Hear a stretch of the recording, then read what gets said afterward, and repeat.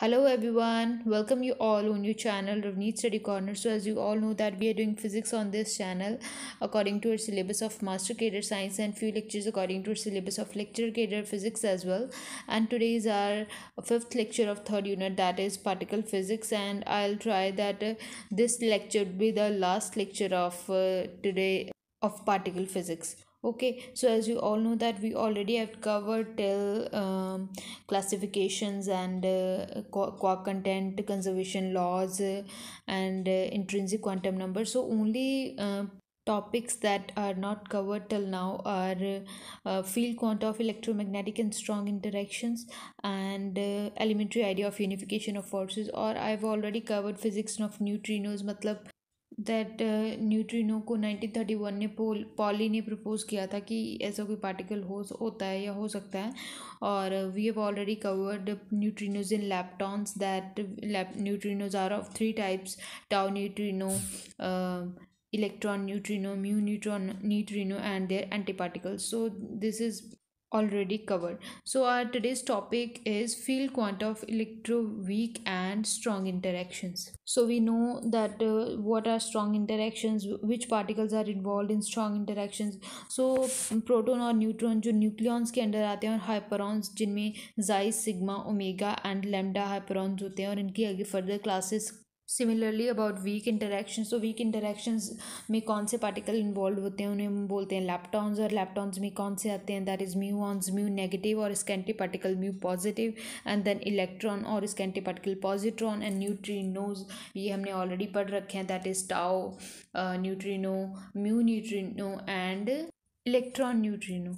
ठीक है, तो हमने ये सब पढ़ रखा है, इनके मासेस, इनके चार्जेस और स्पिन सब कुछ पढ़ रखी है फर्स्ट और सेकेंड लेक्चर में. So if I'll talk about our today's lecture, that is field quanta of electroweak and strong interactions.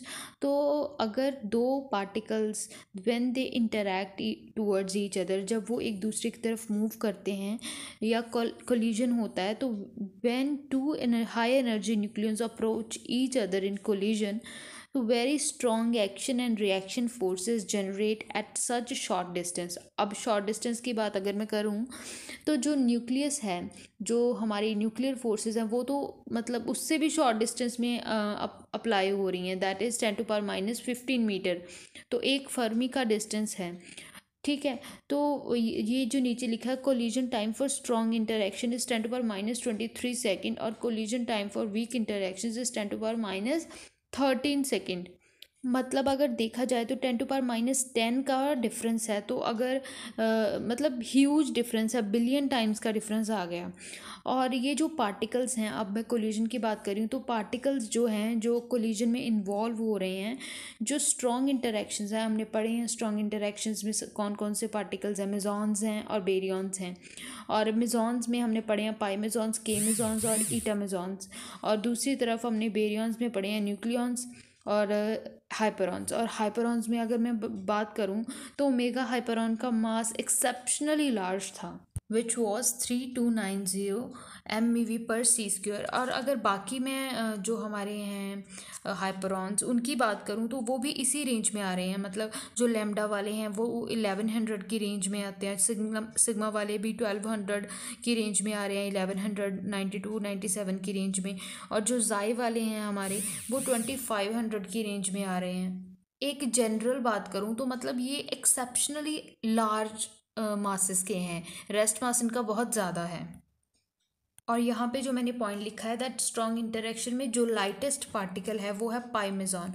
और पाइमेजॉन का मास भी 137 मेगा इलेक्ट्रॉन वोल्ट पर C² है. रेस्ट मास की बात कर रही हूँ मैं, मतलब उसका लाइटेस्ट पार्टिकल भी इतना हैवी है स्ट्रॉन्ग इंटरेक्शंस में.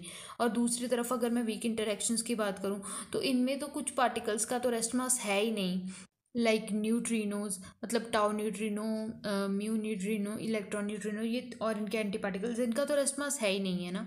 और जो बाकी हमारे पार्टिकल्स हैं जैसे इलेक्ट्रॉन है, इसका मतलब मास भी बहुत कम है, दैट इज़ 9.31 इंटू 10⁻31 kg. और अगर मैं MEVs में बात करूँ, क्योंकि दूसरी तरफ मैंने जो स्ट्रॉन्ग इंटरेक्शन है उनमें MEV में बात करी है, तो इसका 0.5 MeV. तो अगर आपका कंपेयर करो स्ट्रॉन्ग इंटरेक्शंस में और वीक इंटरेक्शन में जो कोलिजन हो रहा है, जो इंटरेक्शन हो रही है, तो स्ट्रॉन्ग इंटरेक्शन में जो हमारे पार्टिकल्स हैं वो बहुत हैवी हैं, मतलब मतलब एवरेज से ज़्यादा हैवी हैं। और जो हमारा वीक इंटरेक्शन है इसमें पार्टिकल्स बहुत लाइट हैं। अगर एक ही मैं बात करूं, एक्सेप्शन है इसमें म्यू नेगेटिव की 106 MeV/c², जिसे हम अगर नॉर्मल बात करें तो 206 टाइम्स मास ऑफ इलेक्ट्रॉन बोलते हैं। कि एक ये क्वेश्चन आया भी था कि म्यू ऑन किसके साथ रिजेंबल करता है एक्सेप्ट मास, तो वो इलेक्ट्रॉन के साथ मतलब रिजेंबल करता है क्योंकि उसका मास ही अलग है, 206 टाइम मास ऑफ इलेक्ट्रॉन, बाकी सारा सेम है।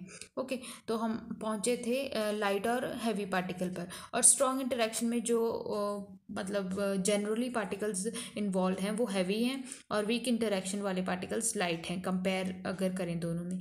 तो फिर अब क्या बात आई, अगर पार्टिकल्स का मास ज़्यादा है तो वो जितना टाइम इंटरेक्शन में लेंगे वो ये रेसिप्रोकल होगा। अगर हैवी पार्टिकल्स हैं तो फिर मतलब टाइम कम लेंगे, और अगर पार्टिकल्स का मतलब लाइट हैं तो फिर टाइम थोड़ा ज़्यादा लेंगे। ज़्यादा कितना, billion times longer than the time involve in the collisions for strong interactions, that is 10⁻13 second. और यहाँ पे इलेक्ट्रोवीक फोर्सेस की बात करी गई है, मतलब यूनिफिकेशन जो अगला टॉपिक है उसके बाद आपको पता चलेगा इलेक्ट्रोवीक फोर्सेस कौन सी हैं, जो इलेक्ट्रोमैग्नेटिक और वीक फोर्सेस की यूनिफिकेशन के बाद बनी थी। मतलब अगर एक टाइम पे ये दोनों फोर्सेस, इलेक्ट्रोमैग्नेटिक और वीक फोर्सेस, मतलब एक ही तरह का बिहेवियर शो करती हैं, और वो कौन सा टाइम है या कौन सी एनर्जीज हैं वो हम आगे बात करेंगे, ठीक है। और अगर मैं उसी तरह इलेक्ट्रोवीक में मतलब फोटोन भी आएगा, फिर इलेक्ट्रोमैग्नेटिक इंटरेक्शन का पार्टिकल। तो अगर मैं फोटोन की एक एग्जांपल लूँ, फोटो इलेक्ट्रिक इफेक्ट आप सभी ने पढ़ रखा है, ठीक है। तो उसमें जो मतलब फोटोन टाइम लेता है इजेक्ट करने के लिए फोटो इलेक्ट्रॉन्स को, तो दैट इज़ 10⁻⁸ सेकेंड। तो अगर मैं बात करूं अब 10⁻23 के कंपेयर में, तो ये तो बहुत ज़्यादा टाइम हो गया। मतलब मास अगर कम है तो टाइम ज़्यादा ले रहा है। यहाँ को रिलेट करके पढ़ो, अगर मास ज़्यादा है तो टाइम कम ले रहा है, और अगर मास कम है तो टाइम ज़्यादा ले रहा है। कोलिजन के लिए जो कोलिजन टाइम है इंटरेक्शंस का, इंटरेक्ट करने के वक्त, वो इन्वर्सली प्रोपोर्शनल है मास के, with few exceptions like muon. Okay, so हमारा नेक्स्ट टॉपिक है यूनिफिकेशन ऑफ फोर्सेस। तो अभी मैंने बात करी इलेक्ट्रोवीक की, तो इलेक्ट्रोवीक फोर्सेस कौन सी होती हैं, इलेक्ट्रोमैग्नेटिक और वीक फोर्सेस जब बहुत हाई एनर्जी पे पहुंच जाती हैं, या हम इनको बहुत हाई एनर्जी प्रोवाइड करते हैं, तो ये दोनों सिमिलर बिहेवियर शो करती हैं, ठीक है। तो एक कंडीशन क्या आ गई, हाई एनर्जी। हाई एनर्जी कितनी, 245 गीगा इलेक्ट्रॉन वोल्ट। यहाँ मैं मेगा की बात नहीं कर रही हूँ, गीगा की बात कर रही हूँ, दैट इज 10⁻6। तो इस 10 मतलब 100,000,006 जीरोस के साथ इलेक्ट्रॉन वोल्ट। तो आप इमेजिन करके देखो कितनी ज़्यादा एनर्जी है। जो हमारे घरों में आती है वो कितनी होती है, 220 वोल्ट।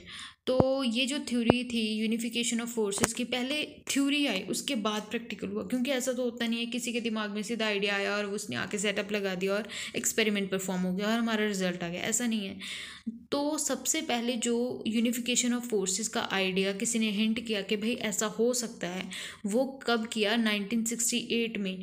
3 साइंटिस्ट थे, वेनबर्ग, सलाम एंड ग्लासो, इन्होंने मतलब दिया ऐसा आइडिया कि ऐसा कुछ हो सकता है।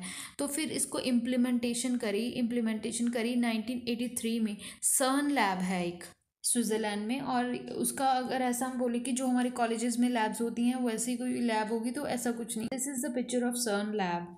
सो आप देख सकते हो, ये मतलब सैटेलाइट से ली गई फ़ोटो है, और ये मतलब कितने लार्ज एरिया में ये जो लैब है, मतलब ऐसा नहीं, क्योंकि हमें एलिमेंट्री पार्टिकल्स को कोलाइड करवाना है, और वो भी एट लार्ज एनर्जीज। तो थोड़े एरिया में, या मतलब एक छोटी सी लैब में नहीं ये सब हो सकता। और ये आप देख सकते हैं इनसाइड की फ़ोटो, लैब के इनसाइड की। तो I hope you got my point. तो मैंने बोला सर्न लैब, CERN, तो इसकी फुल फॉर्म क्या है, तो फुल फॉर्म है council european for la research nuclear, I don't know. मतलब अगर हम इंग्लिश में बात करें तो वो होगी council of European research nuclear researchers. ठीक है, तो आपको समझ लग गई जो बात थी मेरी। तो अब बात एक साइंटिस्ट की जो थे अब्दुल सलाम। तो ये पाकिस्तानी साइंटिस्ट थे, इनको नोबेल प्राइज़ मिला था कंट्रीब्यूशन के लिए, 1/3 इनका कंट्रीब्यूशन था। तो उस टाइम 1979 में इनको नोबेल प्राइज़ मिला था। तो आई होप आपको समझ लग गई होगी क्या बात है टोटल। तो ये जो है reaction proton plus anti particle of proton, ये W पॉजिटिव नेगेटिव और Z नॉट डिस्कवर्ड इन 1983। तो ये जो था elementary ideas about unification of forces. अब मतलब बात कर लूँ मैं यूनिफिकेशन ऑफ फोर्सेस की, तो मतलब दो दो जो फोर्सेस हैं हमारी, हमने उनके बारे में बात कर ली कि भाई वो यूनिफाइड हो सकती हैं एट हाई एनर्जीज। तो अगर दो हो सकती हैं तो बाकी भी तो हो सकती हैं। तो उन थ्योरीज को हम क्या बोलते हैं, ग्रैंड यूनिफिकेशन थ्योरी और थ्योरी ऑफ एवरीथिंग। तो ये जो मतलब ग्रैंड यूनिफिकेशन है और थ्योरी ऑफ एवरीथिंग है, ये किन किन फोर्सेस को यूनिफाई करने के बाद बनती है। तो अभी तक हम सिर्फ इलेक्ट्रो वीक तक पहुँचे हैं, मतलब वीक और इलेक्ट्रोमैग्नेटिक की यूनिफिकेशन तक पहुँचे हैं। तो वो कौन सी है, सिर्फ यहाँ तक। अभी ये सारा कुछ हमने प्रपोज कर दिया है कि मतलब ऐसा कुछ हो सकता है, और ये कब होगा, ये लेट्स वेट एंड वॉच के हम आप में से कोई इन सब में पार्टिसिपेट करे और नोबेल प्राइज़ लाए कंट्री के लिए। तो अगर मैं ये वाली फ़ोटो देखूँ, ऊपर वाली पिक्चर जो अभी स्क्रीन पर शो हो रही है, तो ये गीगा इलेक्ट्रॉन वोल्ट्स में एनर्जी दी हुई है और ऊपर स्ट्रेंथ दी हुई है। तो स्ट्रॉन्ग सबसे ज़्यादा है, स्ट्रॉन्गेस्ट है, देन इलेक्ट्रोमैग्नेटिक और देन वीक और उसके बाद ग्रेविटेशन। तो अभी हम ये पहुँचे हैं, हमने 245 तक पहुँचे हैं और मतलब हंड्रेड्स में पहुँच चुके हैं। और हमने इलेक्ट्रोमैग्नेटिक और वीक की हमने यूनिफिकेशन करवा दिया और बन गई है हमारी इलेक्ट्रो वीक। अब अगर स्ट्रॉन्ग भी यूनिफाई हो जाएगी तो उसको हम बोलेंगे ग्रैंड यूनिफिकेशन थ्योरी, तीनों फोर्सेस ऊपर वाली। और जो सबसे वीक फोर्स है दैट इज़ ग्रेविटेशनल फोर्स, और अगर वो बाकी तीनों में जब यूनिफाई होगी तो हम बोलेंगे थ्योरी ऑफ एवरीथिंग। तो ये एनर्जी देख लो, तो 10⁻15 गीगा इलेक्ट्रॉन वोल्ट एनर्जी चाहिए हमें ग्रैंड यूनिफिकेशन थ्योरी परफॉर्म करने के लिए, और उसके बाद 10⁻19 गीगा इलेक्ट्रॉन वोल्ट चाहिए थ्योरी ऑफ एवरीथिंग को मतलब जस्टिफाई करने के लिए। तो आप सोचो हमारी जो लैब्स हैं जब इतनी एनर्जी प्रैक्टिकल में प्रोवाइड करने के कैपेबल हो जाएंगी, तो मे बी ये जो थ्योरीज हैं इनको हम प्रैक्टिकली ऑब्जर्व कर पाएँ और न्यू एलिमेंट्री पार्टिकल्स को डिस्कवर कर पाएँ। तो नाउ आई कैन से कि हमारा जो पार्टिकल फिज़िक्स का सिलेबस है, इवन के बाय इट्स नेम सभी topic by it's name cover हो चुके हैं। And this is all for particle physics lecture और पार्टिकल फिज़िक्स यूनिट। और हमने सिलेबस कंप्लीट कर लिया है। अब हम इसके MCQs करेंगे इफ़ पॉसिबल, और नहीं तो नेक्स्ट यूनिट स्टार्ट करेंगे। तो एक बात है कि do share all these videos और can say playlist of different units, क्योंकि जब ज़्यादा बच्चे जुड़ेंगे तो तभी एक मोटिवेशन मिलती है मुझे भी कि हाँ कोई देख रहा है जो मैं बना रही हूँ। तो it will be like a kind of motivation.